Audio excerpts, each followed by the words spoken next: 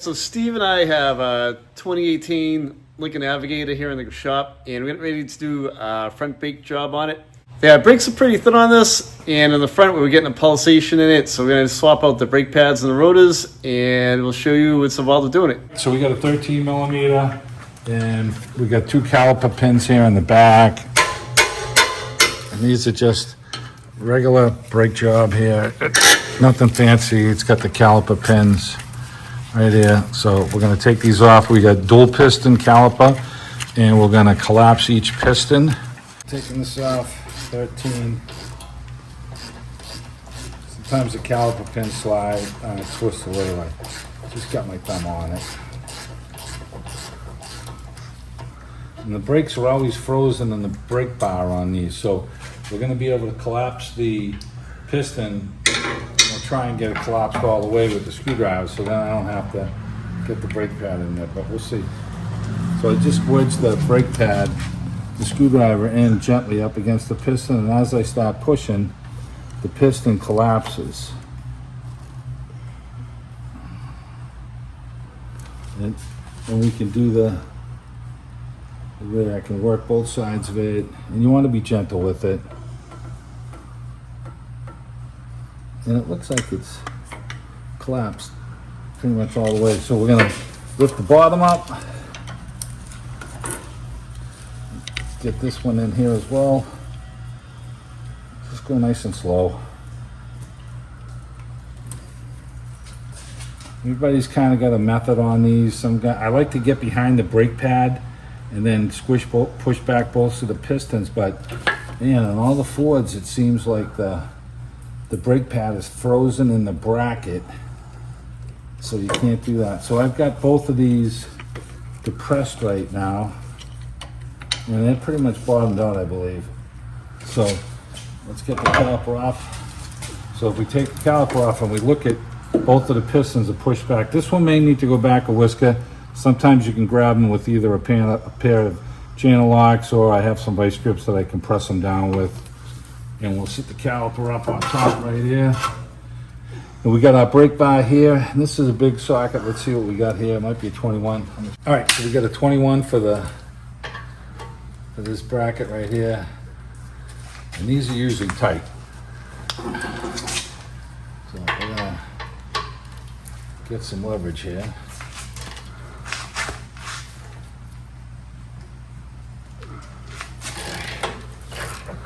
Probably not going to do that with your 3/8 ratchet.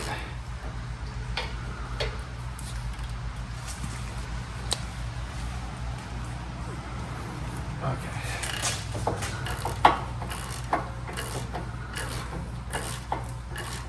All right, so we're going to get these two nuts off, and we'll take the brake bar off.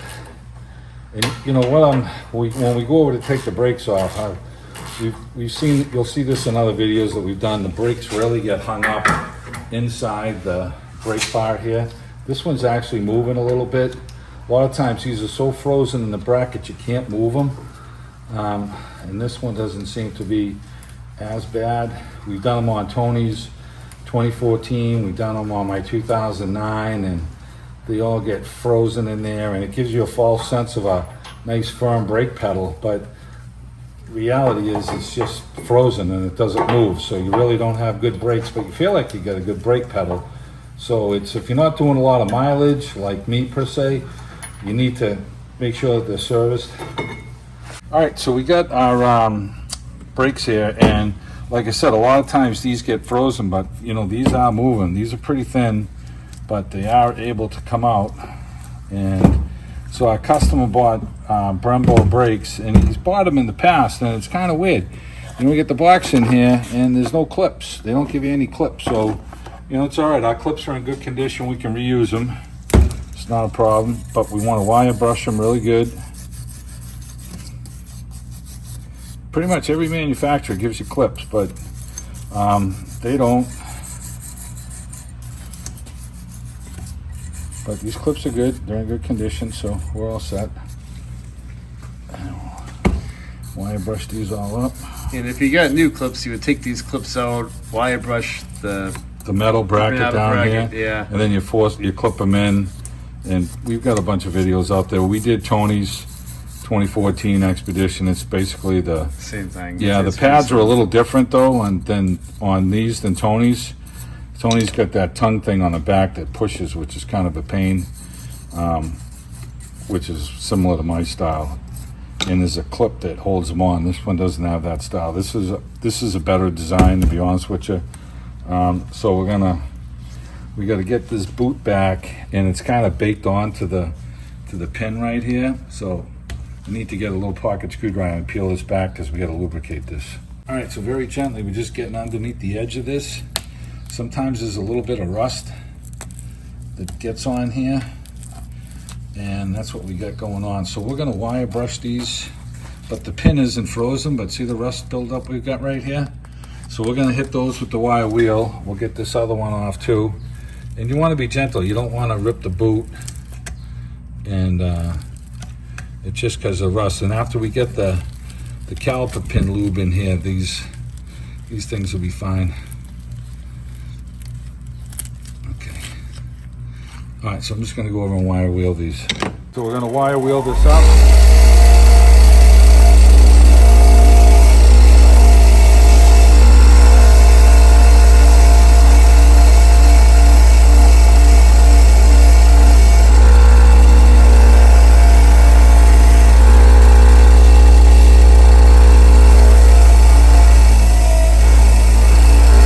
What happens in New England, boys?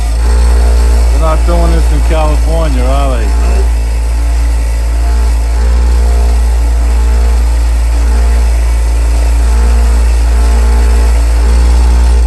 All right, we got a little pitting here, but that's okay because it's just where the boot sits. We're going to fill these. There's no pitting on the shaft here.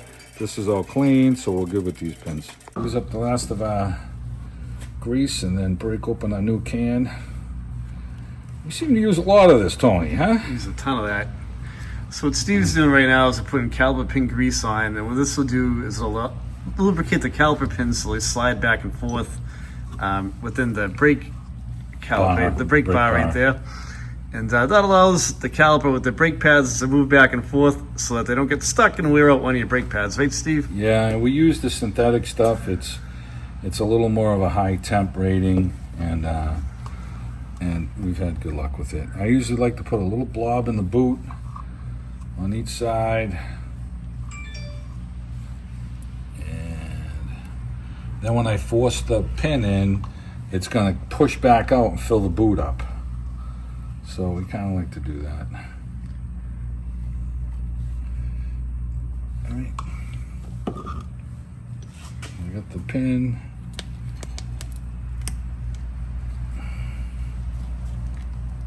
Okay, nothing's in.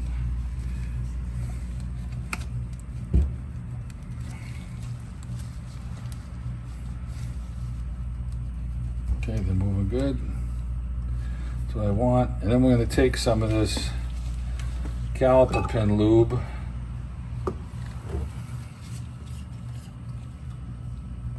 and we're just going to slide it on our clips. You don't have to put it below the clip, only when you put the new clips on. If you get new clips, you put it, you fill this in. And you don't have to be too sparing with it. Put a nice little blob in there, spread it out.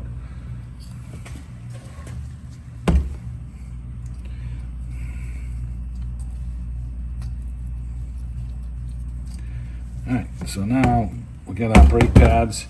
So looking at these brake pads, they're Brembos, and our customer really likes them. He's put these on his Hondas and his Lincolns and his Toyota Tundra, and I'm not sure about the price on them, but I know they're a high quality product, and he really seems to like them. So the brake pads now on this one here, you can just make sure your fingers are fairly clean. You don't want any grease on these if you can get it, and then you're just going to slide your pad in here and just twist it up. Okay, so that one's in, and we can do the same thing on this side. If you get any on there, any grease or anything on there, you can take some sandpaper and hit them with sandpaper.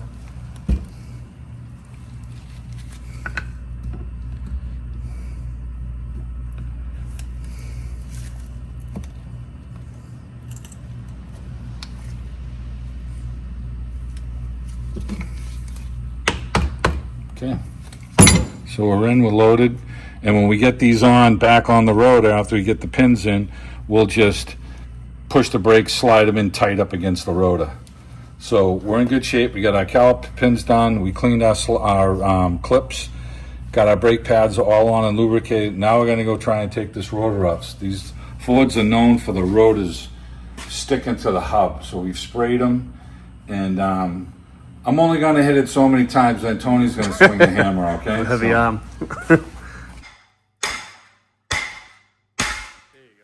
And matching up the brake rotors, and they seem to be the same. Make sure the depth is right. You put them together like this, and then you match the back up. The same height. Okay. Look good. These are big rotors. We're gonna clean them with brake clean, and then we're gonna never seize the spindle hub. Okay, right now we're cleaning off the brake rotor with some brake cleaner. So what happens in shipping is they usually put like a thin coat of film or fluid on these rotors. So we're getting that off so the brake pads have a nice good bite on them.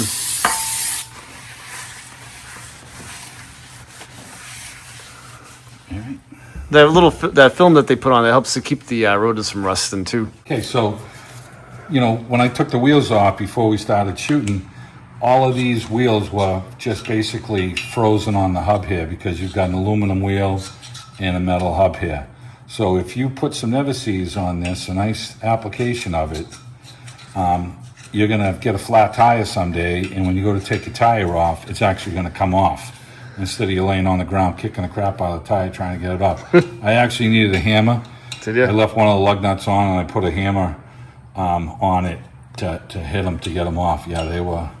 So these tires haven't been off in a long time, and so whenever you're in there, if you got to change your tires or whatever you're doing, you know, have someone put some Never-Seez on these. It makes a world of a difference if you ever get a flat.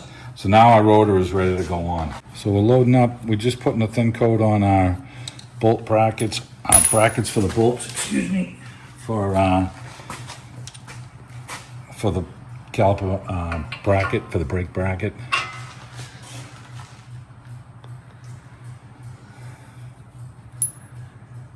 And we're going to tighten them up really good with the 1/2-inch drive so they ain't going to come off.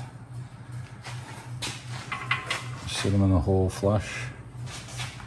All right, so we are ready for assembly. We're going to get our rotor on, we're going to slip a lug nut on to hold it in place, and then we're going to slide our brake bracket on, and then now on our caliper here, we've already depressed our caliper, but I'm thinking one of the pistons is not quite depressed enough, so I'm going to go grab the vice grips and depress that a little bit. So I just slide this into here, and I give it a little squeeze, and it's just going to move in ever so slightly. And I'm going slow, so I don't push the other one out. I can go back over to the other one just to make sure. Okay, so that's bottom. Now we got the boots over here, and we do this on all our brake jobs. We take the boot and we put some of the caliper pin slide on it. We're trying to keep this boot lubricated so that it doesn't dry rot and split. And these are all phenolic pistons, which means they're not metal, they're plastic. So, you know, you keep this stuff all lubricated, you're gonna extend the life of it. So the front brakes generate the most amount of heat. You got all your weight when it's pushing forward. So if you keep this lubricated, you'll extend the life of your caliper boots. And that's the name of the game here. I put a little coating on the back here, and that's gonna ride on the brake pads.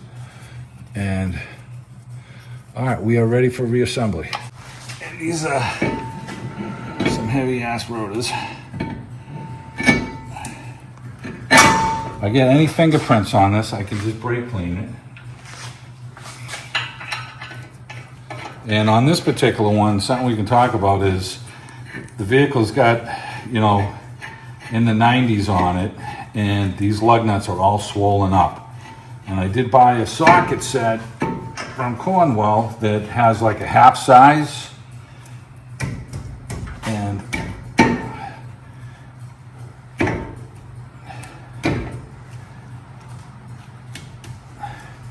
that's what I needed to get these lug nuts off. I'm gonna hit that with brake clean again after I get my caliper and bracket everything on. So these lug nuts swell up on all the Fords.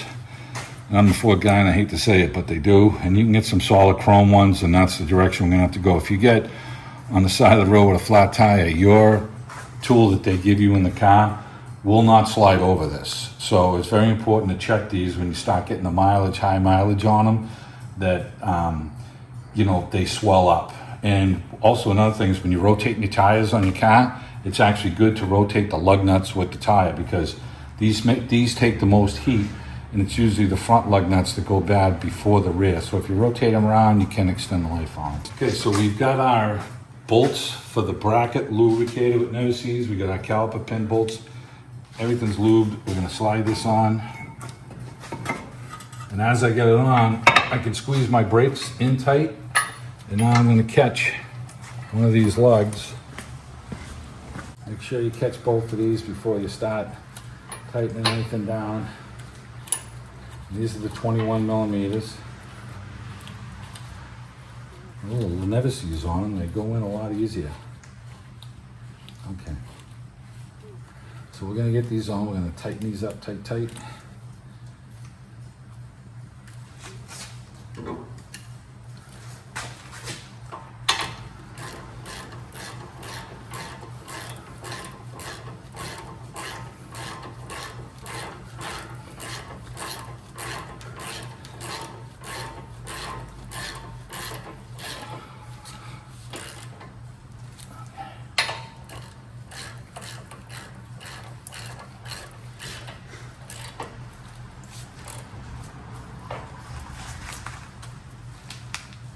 That's tight.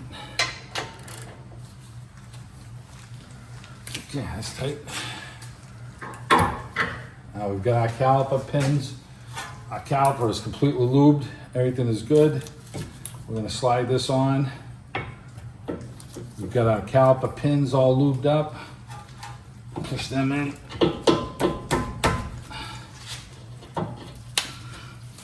So sometimes when you put that grease in them and you fill them up, like I tell you, they're a little tight to slip them on. But they go in. And we've got our little bolts, the 13 millimeters here.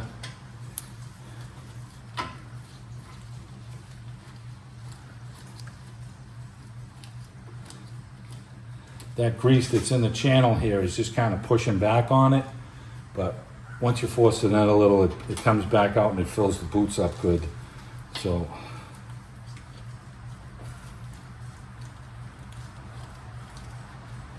okay, so we got our 13 millimeter. We get these bottomed out before we crank down on them.